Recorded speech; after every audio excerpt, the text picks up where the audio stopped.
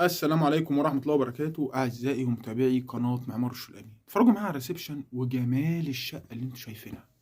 شايفين الشقة دي عاملة ازاي؟ شقة ممتازة بسم الله ما شاء الله.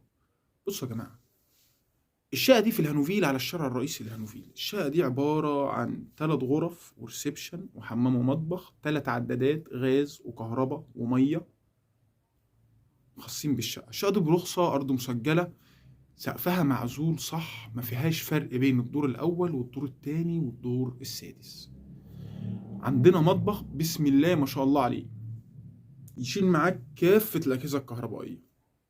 على فكرة يا جماعة، المطبخ ده يشيل معاك ديب فريزر، يشيل معاك تلاجة، يشيل معاك ميكروويف، غسالة، كافة الأجهزة الكهربائية هتحطها في المطبخ، مش هتطلع حاجة بره الشقة. شقة 170 متر.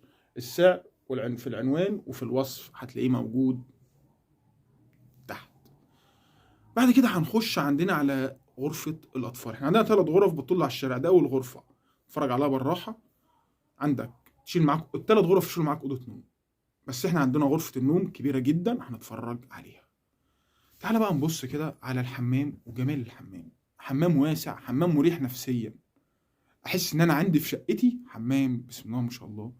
حمامي برضو معمول جبسون بورد، شقة في الكامل جبسون بورد، ارضيات بورسلين، سيراميك بورسلين كليوباترا بسم الله ما شاء الله. بعد كده اهم حاجه ما ننساش نصلي على سيدنا محمد. دي تاني غرفه. تاني غرفه دي بقى بتبص على ايه؟ بتبص على الشارع الرئيسي برضه الهانوفيل. الشقه دي لاصحاب المساحات. اهم حاجه ما ننساش برضه يا جماعه صلوا على سيدنا محمد عليه الصلاه والسلام.